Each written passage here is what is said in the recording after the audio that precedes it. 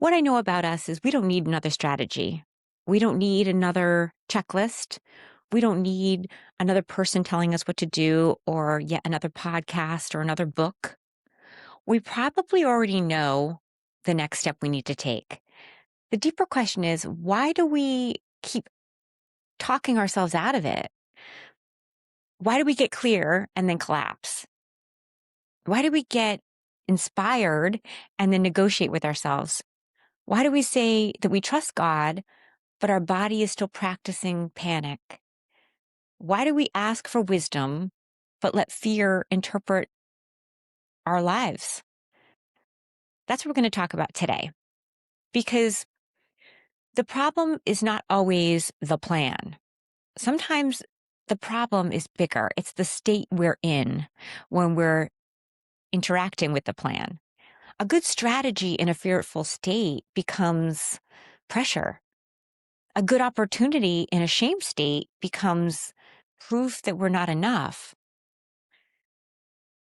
A good correction in a rejection state becomes an attack.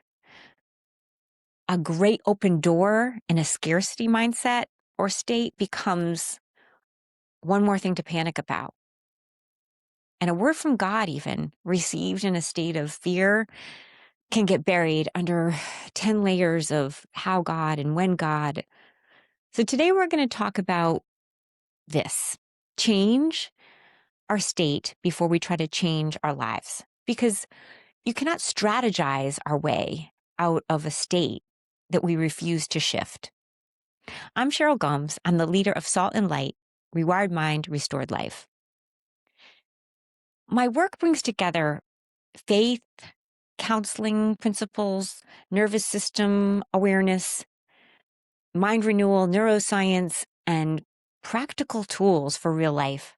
Because transformation cannot stay as spiritual language. It has to be embodied. It has to become part of our emotional and behavioral change pattern. And today we're going to stop asking not only what should I do, but we're going to ask maybe a better question. I would argue a better question. What state are we in usually? Because fear writes one story, shame writes another, scarcity writes another story, exhaustion writes a story, but faith and peace and surrender and resolve write a better story. So the story we keep living from will either support the life we want to live or sabotage it. So through the Salt and Light framework, today we're going to reveal the state we're in usually, reset the story, renew our mind with truth, and restore through one committed action, not 10. So here's a core learning. The state is not just how we feel. The state is the lens we are using to interpret our lives. And if we don't shift the state, we're just going to keep dragging the same old story into every new strategy. So let's stop pretending that the issue is always a lack of information. Sometimes the issue is emotional authority. Fear is still in charge. And today we're going to take back the microphone from fear. Let's start here. So a lot of us are addicted to strategy. I know I am. I love a good strategy because strategy feels productive. I want 10 steps to a more productive life, a checklist, a routine, a plan. We want an answer. We want a method. We want a schedule. Boy, do I love a schedule. We want a formula. And structure matters, and I believe in systems. Trust me, I do. It helps us to be disciplined. I love calendars. I love routines. I love clear next steps and practical tools. I work in frameworks, but a good plan in the wrong state becomes yet another thing that we abandon. We can download a budget plan, or if we're in a state of fear, the story is like, I'm always going to be broke. The budget becomes evidence against us. So you can start a workout plan, for instance, but if your state is shame and your story is something like, I'll never follow through, the first missed day becomes confirmation and that you were right.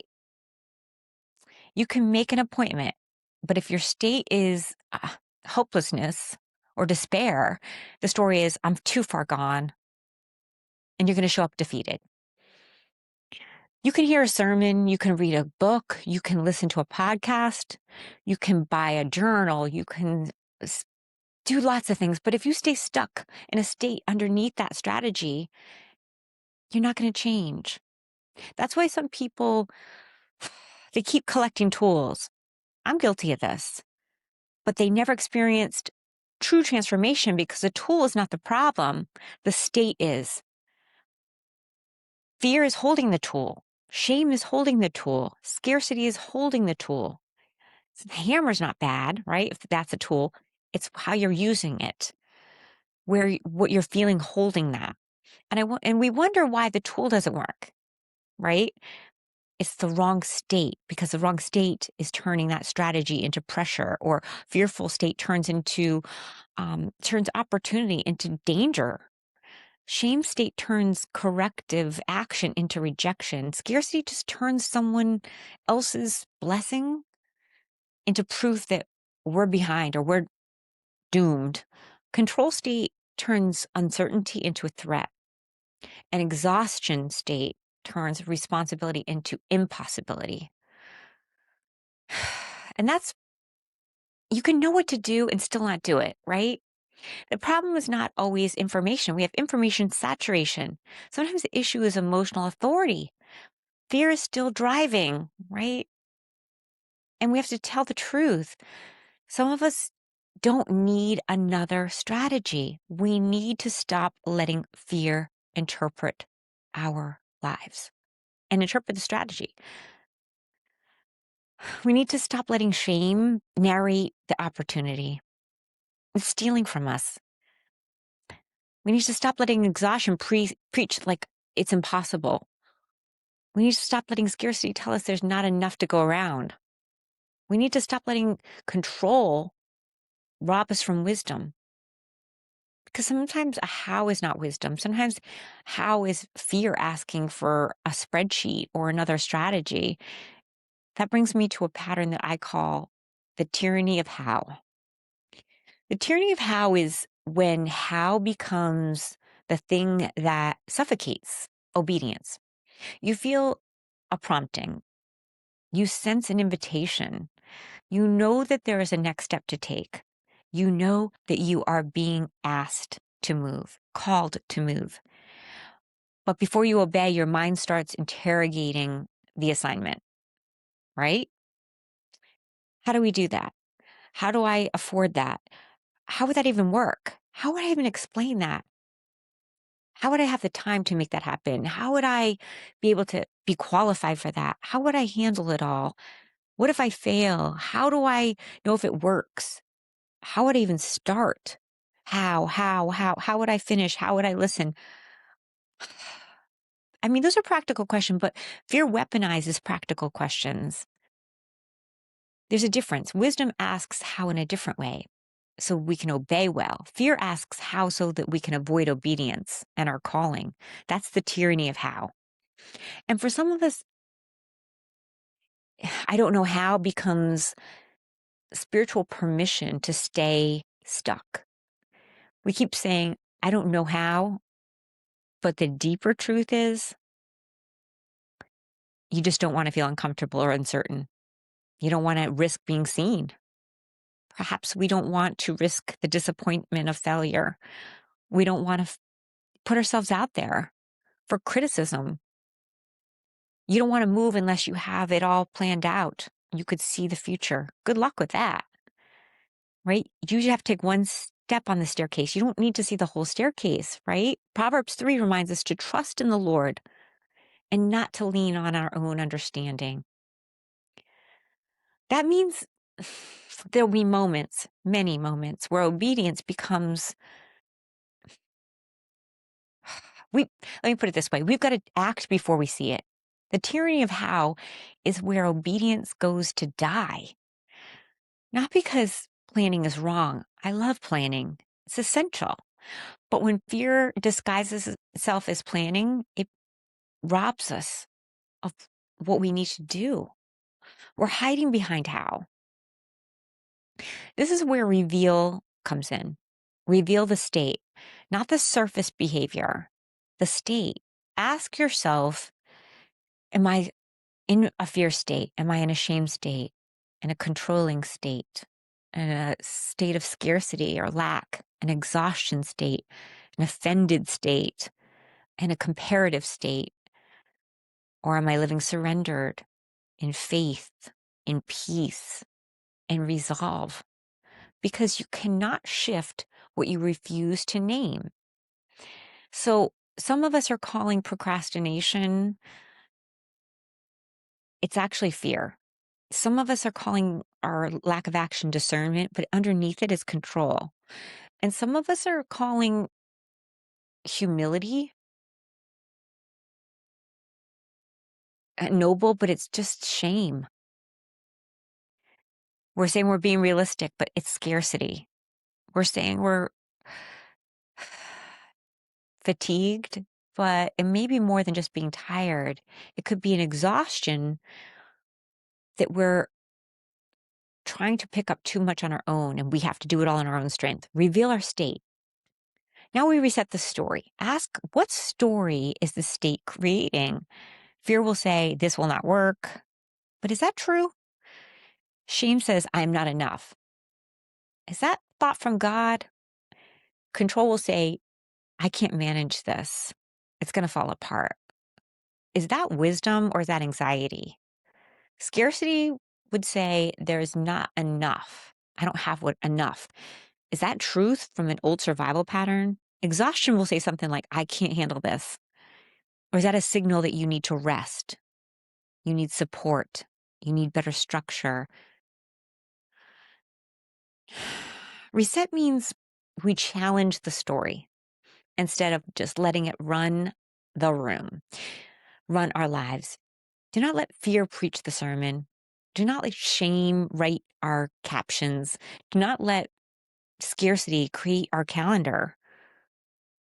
Don't let exhaustion define our assignment, limit our assignment. Don't let control run our meeting. Don't let it take over. What story is the state telling me?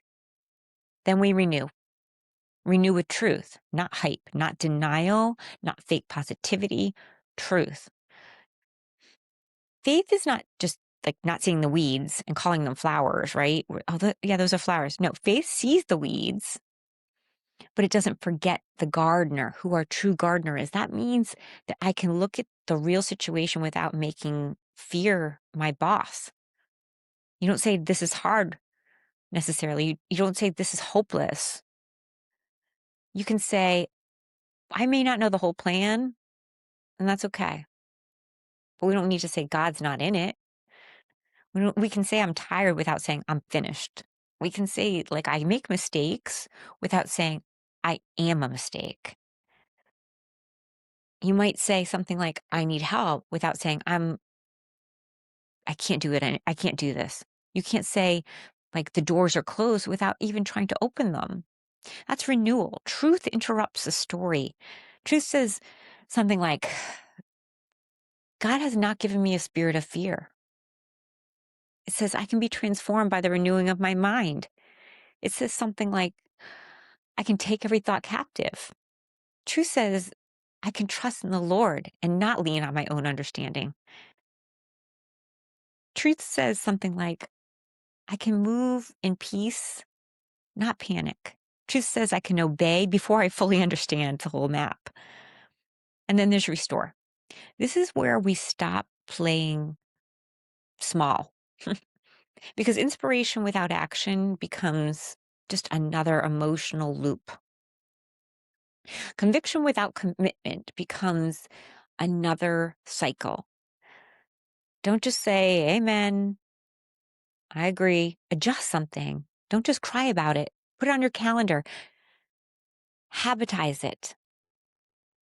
Don't just say, that was good. Do the next obedient thing before the old state talks you out of it. So here's your practical step for this week.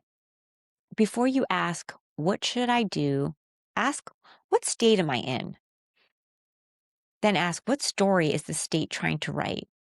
Then ask, what truth does God want me to agree with instead? And then ask, what small action proves that I'm no longer being led by an old state? Maybe you need to send the text. Maybe you need to make the appointment. Perhaps you need to schedule the workout or the meeting.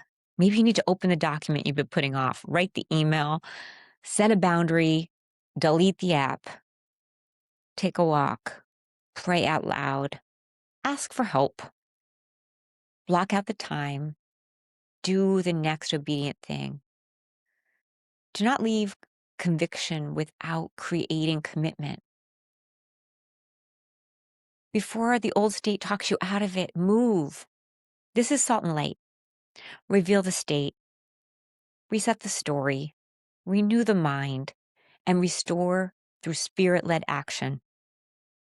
You cannot strategize your way out of a state that you refuse to shift. So change the state, tell the truth, take the step, and let God renew the story from the inside out. Because the old state does not get you to write a new story, right? Changing your state does. And you can change your life. Trust me, I know. I burnt my life down, and with God's help and the renewal of my mind, I've taken my thoughts captive. I've been honest with the story and the state that I've been living in, and been able to write a better life with God's help. If this blessed you, like and share and comment, and I'll see you in the next podcast.